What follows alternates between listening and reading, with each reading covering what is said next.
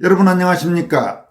박근혜 정부 시절 대한민국 헌법재판소에서 이적 종북정당인 통합진보당에 대한 해산 결정이 내려지자 북한 3대 세습 공산 독재자 김정은이 남조선 헌법재판소를 정치적으로 각성되고 반미의식이 강하며 권위 있는 세력이 장악하도록 뒷받침하라고 북한의 대남부서에 지시한 것으로 나타났습니다.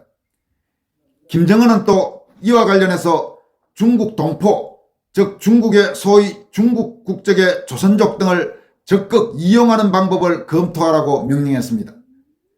최근 헌재 및 상당수 헌법재판관들을 둘러싼 여러가지 의혹과 논란, 중국의 한국 정치 개입 논란 등과 관련해 김정은의 헌재 관련 과거 발언이 재조명되고 있습니다.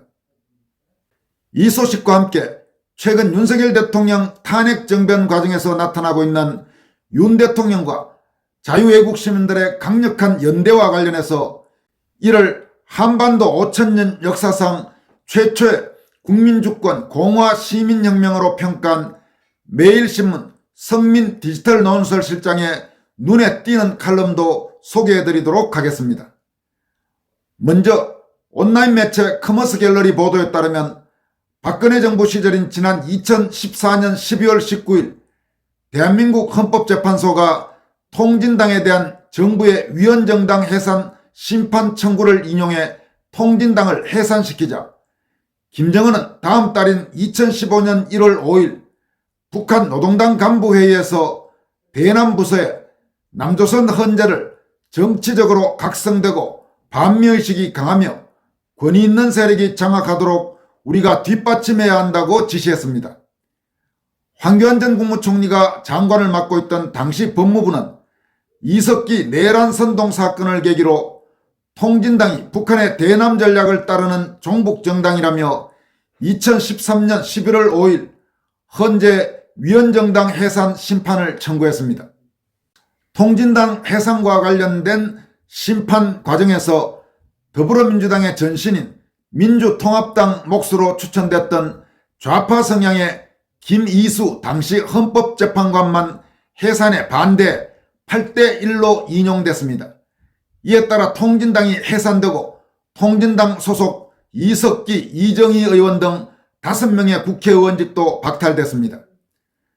통진당이 해산된 지 17일이 지난 뒤 김정은은 노동당 간부회의에서 대남부서에 지난해 12월 남조선의 통합진보당 해체에 대한 소식은 대남 사업을 하는 일꾼들에게 심각한 교훈과 경험을 주는 계기라는 것을 명심해야 한다고 말했습니다.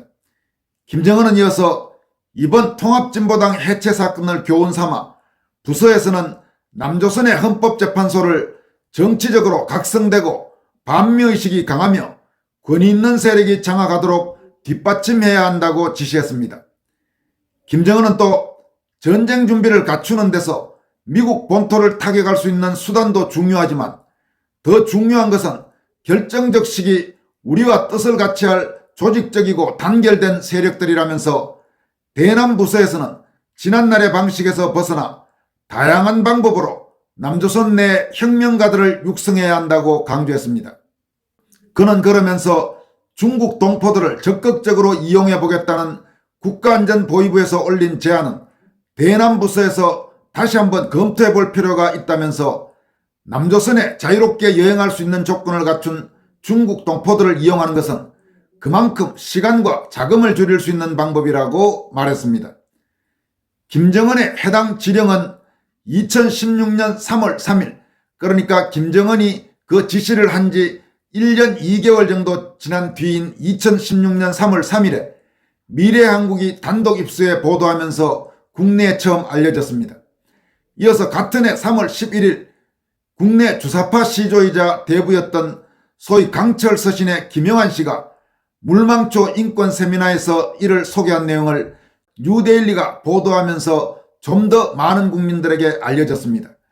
그러나 미래한국이나 뉴데일리가 당시 그렇게 대중적으로 큰 영향이 있는 매체들은 아니었기 때문에 김정은의 이 같은 지령을 알고 있는 국민은 그리 많지 않은 것으로 보입니다. 미래한국이 2016년 단독 입수에 보도했던 2015년 1월 5일 김정은의 대남부서 지령문 전문은 다음과 같습니다.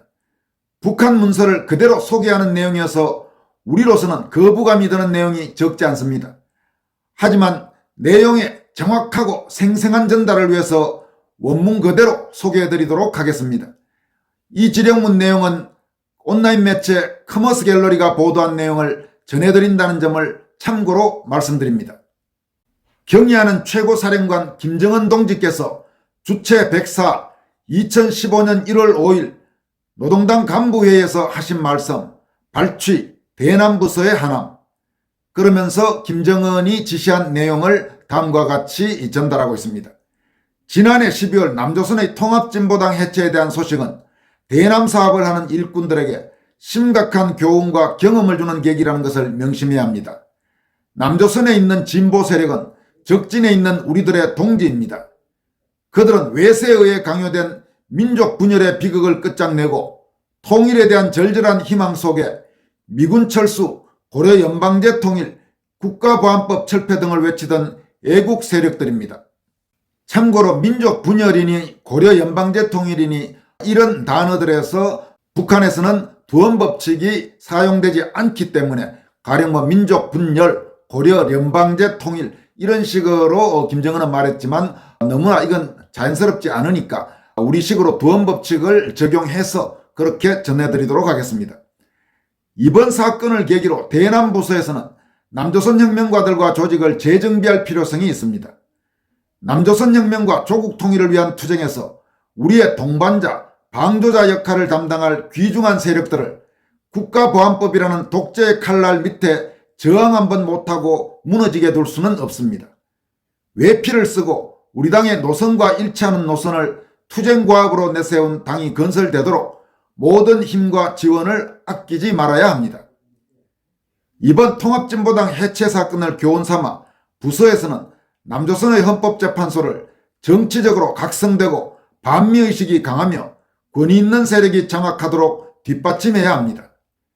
전쟁 준비를 갖추는 데서 미국 본토를 타격할 수 있는 수단도 중요하지만 더 중요한 것은 결정적 시기 우리와 뜻을 같이 할 조직적이고 단결된 세력들입니다. 현재 남조선에서 공화국의 통일 노선을 신념으로 간직하고 투쟁하는 진보 세력들은 친북 좌파로 인식되어 활동을 원활하게 할 수가 없습니다.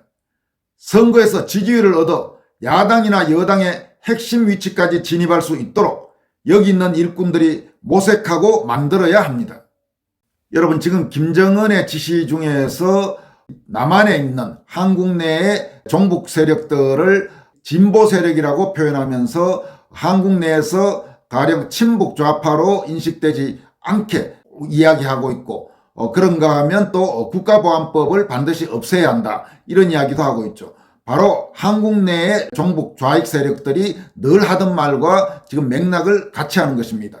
따라서 한국 내의 종북 좌익 세력들이 과연 어떤 지침을 받아서 행동하는지 이런 부분들만 보더라도 우리가 알 수 있습니다. 그런데 우리가 혹은 대한민국 언론이 한국 내의 종북 좌익 세력들을 진보 세력 이런 식으로 표현한다는 것은 바로 북한의 그런 책략에 맞장구 치는 것과 다름없다고 할 수 있습니다. 몇 차례 여러분들에게 말씀드리지만 나는 한국의 좌파 세력을 진보 세력이라고 절대로 표현하지 않습니다.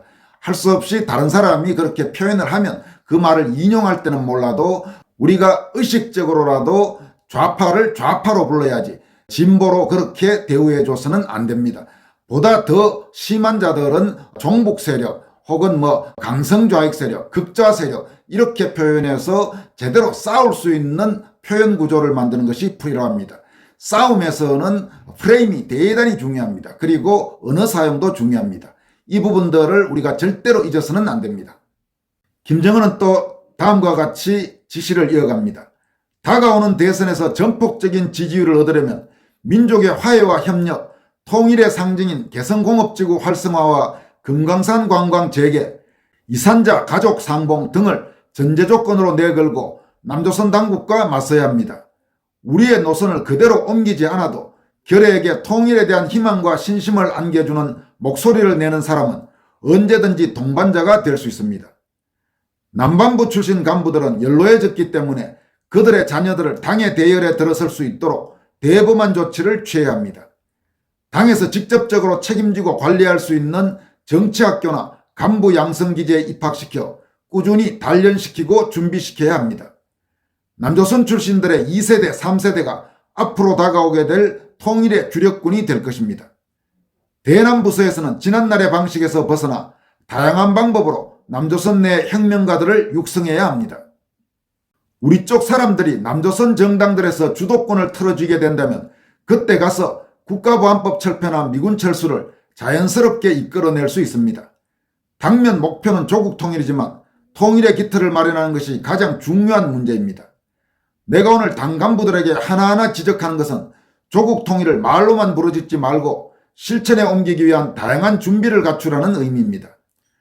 이석기 문제로 남조선 내에서는 지하당이라는 말만 나와도 인민들이 등을 돌려대고 있습니다.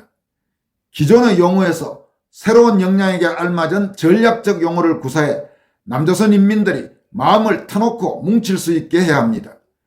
통일전선, 지하당, 동맹 등 용어들은 피하고 젊은 층의 구미에 맞는 용어를 사용하도록 해야 합니다. 국가안전보위부나 보위사령부에서는 독립적인 행동보다도 대남부서와 전술적 문제들을 터놓고 의논하는 것이 적 침투 실패의 원인을 빠른 시일 내에 보완할 수 있는 방법입니다. 귀순자로 위장하는 문제도 일반인과 잘 준비된 요원들을 엄격히 구분해서 침투시켜야 합니다. 10 중에 2만 침투에 성공해도 우리에게는 귀중한 미천들이 될 것입니다. 그리고 중국 동포들을 적극적으로 이용해 보겠다는 국가안전보위부에서 올린 제안은 대남부서에서 다시 한번 검토해 볼 필요가 있습니다. 물론 남조선에 자유롭게 여행할 수 있는 조건을 갖춘 중국 동포들을 이용하는 것은 그만큼 시간과 자금을 줄일 수 있는 방법이기도 합니다. 하지만 지금 중국 정부가 새로운 국내법들을 만들어내고 있어 알맞은 대상들을 선정 못하면 오히려 역효과를 가져올 수도 있습니다. 그 부분에 대해서는 전문가들이 다시 한번 검토해 보아야 합니다. 당에서는 남조선의 새로운 세력들을 구축하는 문제에서 자금을 아끼지 말고 전폭적인 지원을 해야 합니다.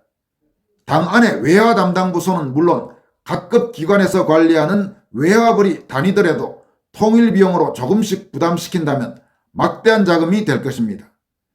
남조선에 파견되는 일꾼들이 남겨진 가족 걱정과 활동에 필요한 자금 걱정을 하게 된다면 성과를 거둘 수가 없습니다. 이런 내용들을 김정은이 대남부서, 북한의 대남부서에 지시했습니다. 이어서 살펴볼 내용은 윤석열 대통령 탄핵 정변 및 예국 시민들의 대각성과 관련해서 매일신문 성민 디지털 논설실장이 쓴 윤석열 플러스 자유시민 5천년 내의 최대 사변, 이런 제목의 칼럼입니다. 성민 실장은 먼저 최고 권력자와 자유시민의 연대와 혁명, 5천년 역사상 첫 국민주권 공화 시민혁명 출범, 이런 소제목 아래 다음과 같이 칼럼을 시작합니다. 당군 할아버지께서 5천년 전 우리의 나라를 세운 이후 많은 왕조들이 흥망성쇠를 거듭했고 국군이 위기를 맞을 때마다 개혁군주가 등장해 구섭을 혁파하고 새로운 돌파구를 열었습니다. 때로는 성공하고 때로는 실패했지만 혁명적 개혁은 구태의연한 기득권 세력을 제압하기 위해 새롭게 등장한 또 다른 기득권 세력과 연합하거나 그들을 내세우는 경우가 대부분이었습니다. 민중 즉 백성과 국민은 쌓인 분노를 폭발시켜 밀란을 일으킬 수는 있어도 솔직히 역사의 주체 즉 주인이지는 못했습니다. 그만큼 예나 지금이나 기득권의 벽은 단단하고 높습니다. 왕이나 대통령 같은 최고 권력자가 좌우 모든 기득권의 반발을 무릅쓰고 백성과 함께 주인이 되는 국민주권의 공화혁명을 시도한 적은 없었다는 말씀입니다. 최고 권력자의 죽음마저 각오해야 할 성공 확률 0%의 극단적 선택인 탓입니다. 이제는 계몽령이 되어버린 윤석열 대통령의 12.3 비상계엄과 이를 통해 부정선거에 의한 국민주권의 파괴를 온몸으로 느끼고 종북, 종중 카르텔에 장악된 가짜 민주주의의 실체를 깨달은 자유시민들의 자각은 자유시민혁명으로 가는 5천년 내 최대 사변을 일으키고 있다고 분석합니다. 대통령이 자유시민과 연대해 나라를 부국강병으로 이끌어가려 하는 반면에 좌우 기득권 세력들은 나라야 망하든 말든 의원 내각제 개헌 등으로 그들의 이권을 더욱 공고히 하기 위해 사력을 다하고 있습니다. 헌법재판소, 법원, 기성언론, 검찰, 경찰, 공수처 등 국가기관 종사자 상당수가 반윤, 반민전선에 합류한 것은 그들이 국민을 주권자로 여기지 않고 기득권의 부역자이거나 반국가 세력의 일원인 때문으로 해석합니다. 여기에서 반윤은 당연히 반윤석열을 말하고 반민은 백성민, 그러니까 자유시민에 대한 반대의 의미입니다. 헌법상 민주공화국과 국민주권은 사법부에 의해 무시 은폐된 광범위한 부정선거 의혹과 증거들에 의해 사문화되어 버렸습니다.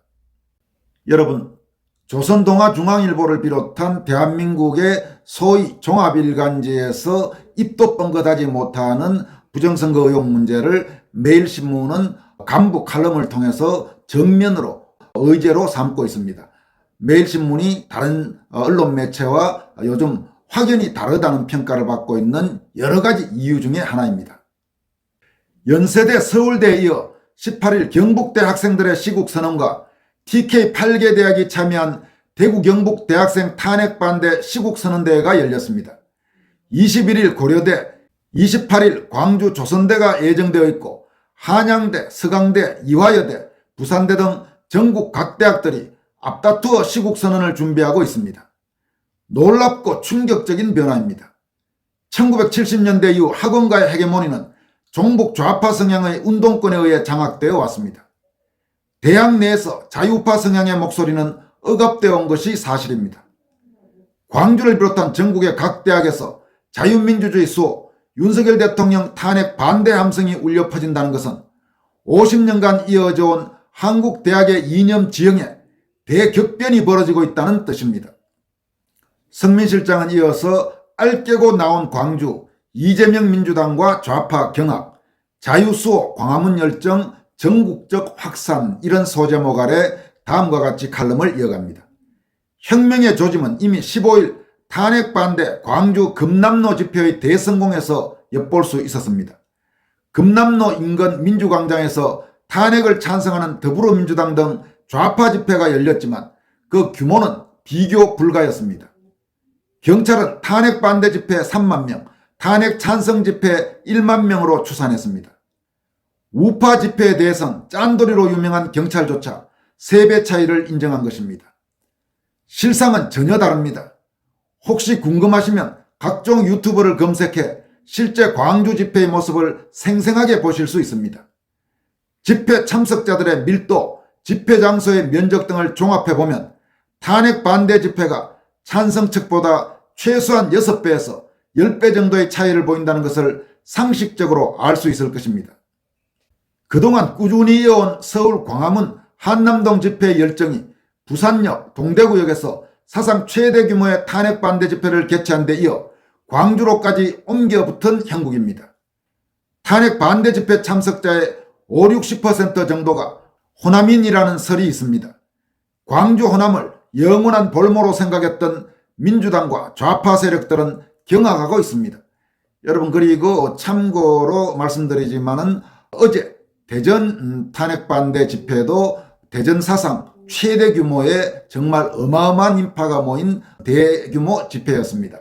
다시 말해서 서울에서 시작해서 부산, 대구, 광주, 대전까지 모든 집회에서 어마어마한 애국 시민의 열기가 확산되고 있는 것입니다. 칼럼 이어갑니다. 이재명 민주당으로서는 기절초풍할 노릇입니다. 서울, 부산, 대구에 이어 광주에까지 자유우파의 목소리가 울려 퍼진다는 것은 전국이 자유우파의 함성으로 뒤덮인다는 것과 마찬가지인 때문입니다. 좌파 입장에서 22일 대전 집회에 이어 3.1절 서울 집회는 상상만 해도 끔찍해질 것입니다. 민주당 한민수 대변인은 17일 당 최고위원회의를 마친 뒤 5.18 왜곡 폄훼하는 극우 사이비 세력에 대해 당 차원에서 강력 대응하기로 했다면서 15일 광주에서 탄핵 반대 집회를 주최한 기독교 단체에 대해서 법적 조치를 예고했습니다. 민주당의 패러독스 탓에 이른바 5.18 민주화운동 정신에 대해 의문이 생겨납니다. 진짜 민주주의에서 가장 핵심은 집회 결사의 자유와 표현의 자유라는 것은 상식입니다. 평화적 집회를 통해 자신들의 견해를 밝힌 대통령 탄핵 반대 광주 집회가 왜 5.18 정신을 훼손 폄훼하는지 정말 이해하기 어렵습니다. 깨어난 청년들은 현재 진행 중인 탄핵 정국의 실체를 제대로 꿰뚫고 있었습니다. 서울대 시국선언문에서는 부정선거 의혹과 선관위의 조직적 부패, 사법부와 헌법재판소의 편향적 판결과 사법 카르텔 형성, 의도적인 예산 삭감과 탄핵 남발로 인한 국정마비, 국가기밀 유출과 간첩 세력의 활동 강화, 대한민국을 무너뜨리려는 언론과 반국가 조직의 결탁, 이 모든 것이 대한민국의 건국 이념을 부정하고 자유민주주의를 말살하려는 시도라고 했습니다. 그러면서 행동하지 않는 자의 양심은 악의 편이라며 옳은 일을 위해 싸울 때 누구의 눈치도 볼 필요가 없다. 당당하게 우리의 길을 가자고 호소했습니다.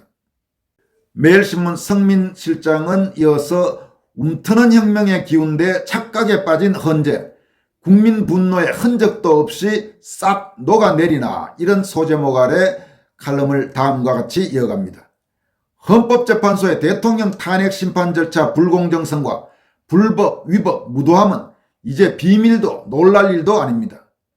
국내 최고 헌법학자로 꼽히는 허영 경희대 석좌 교수는 답변서 제출 기일 미보장, 헌재법과 형소법 7일 보장, 변론기일 일방적 지정, 수사서류 송부 촉탁 수용, 헌재법 32조 위반, 탄핵소추 사유 변경 수용, 정인신문 참여권 박탈, 홍장원 메모 진위 확인 미흡, 진술 번복 증인의 정언 채택, 우리법연구회 출신 재판관 임명 논란, 대통령 권한대행 탄핵안 각하 필요성, 졸속 심판 진행 등 10가지 헌재 위법 사항을 지적했습니다.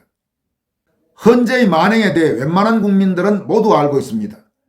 페넷마이크와 여론조사 공정의 조사 결과 헌재가 대통령 탄핵 심리를 불공정하게 한다는 응답이 49.4%로 나타났습니다. 좌파 사법 카르텔인 우리법연구회 출신이 탄핵 심판에 영향을 미칠 것이라는 응답은 85.1%에 달했습니다. 이 같은 국민적 불신과 비판에도 불구하고 헌재는 조금도 나아지지 않고 있습니다.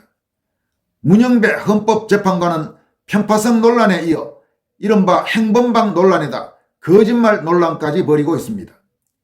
문 대행은 헌재가 상대 증인에 대한 반대 신문사항을 변론 전날 제출하라고 한 것에 대한 비판이 거세지자 증인 반대 신문사항을 1일 전에 제출해달라고 재판부가 요청한 적이 없다. 다만 동영상 상영 등 필요한 사항을 준비하고자 심판사무과 직원이 반대 신문사항을 미리 요청한 적은 있다. 하지만 직원이 증인에게 반대 신문사항을 미리 제공한 적이 없음을 확인했다고 했습니다. 문 대행의 말을 곧이곧대로 받아들이면 헌재는 완전히 X판 콩가루 집안입니다. 재판부 요청도 없이 대통령 측의 거부 의사에도 불구하고 헌재 직원이 대통령 측의 반대 신문사항 제출을 불법적으로 집요하게 요구해 제출받았다는 것입니다. 형사소송에서 반대 신문사항 사전 제출은 상상도 할 수 없는데도 일개 헌재 직원이 제 멋대로 대통령을 상대로 이런 만행을 저질렀다는 사실이 이해되지 않습니다. 헌재 재판관 위에 헌재 직원이 있는 셈입니다. 헌재 공보관은 반대 신문사항 제출 근거가 무엇이냐는 질문에 강제가 아니라 협조 요청이라서 근거는 필요하지 않다고 했습니다. 막가파 범죄 조직도 이런 정도의 막가파는 존재하지 않았습니다. 막가파 헌재의 배후 세력으로 의심받고 있는 탄핵 심판 태스크포스 구성원 헌재 연구관 중에 중국인이 있는 것 아니냐는 의혹이 강하게 제기되고 있습니다. 그래도 헌재는 아무런 설명, 해명, 변명도 없습니다. 마치 헌재는 자신들이 법을 발 아래 두고 국민 위에 군림하는 절대적 존재로 생각하는 것 같습니다. 공정 여론조사에서 윤석열 대통령 지지율이 전주보다 3.1%포인트 급등한 49.7%로 골든크로스를 기록했습니다. 혁명의 시대 국민적 분노는 언제든지 헌재 따위는 휩쓸어 버릴 수 있습니다. 이렇게 칼럼을 마무리했습니다. 여러분, 매일신문 성민 디지털 논설실장의 이번 칼럼 어떻게 들으셨습니까? 서울에서 발행되는 소위 종합일간지에서 접할 수 있는 그 수많은 함량 미달의 칼럼들과는 확연히 차이가 난다고 할 수 있습니다. 왜 조선일보, 동아일보, 중앙일보에서는 이런 칼럼을 볼 수가 없습니까? 한겨레, 경향, 한국 같은 그런 신문들이야 애당초 기대도 하지 않지만 그래도 이른바 조중동에서 이런 칼럼이 가끔씩은 나와줘야 될 것 아닙니까? 기껏 나오는 칼럼이란 게 헌법재판소를 비호하기나 하고 대통령 측을 어떻게든 끌어내리려고 말도 안 되는 궤변을 일삼는 그런 칼럼 사설을 매일 봐야 되는 우리 국민들의 심정은 과연 어떻겠습니까? 왜 이른바 조중동 절독운동이 요원의 불길처럼 지금 번져가겠습니까? 지금과 같은 식으로 신문을 만들면 단언컨대 이른바 조중동은 오래가지 못합니다. 명심하기 바랍니다. 요즘 매일신문의 성과가 크게 높아지고 있는 것은 다 그만한 이유가 있다고 할 수 있습니다. 지금까지 권순할TV였습니다. 고맙습니다.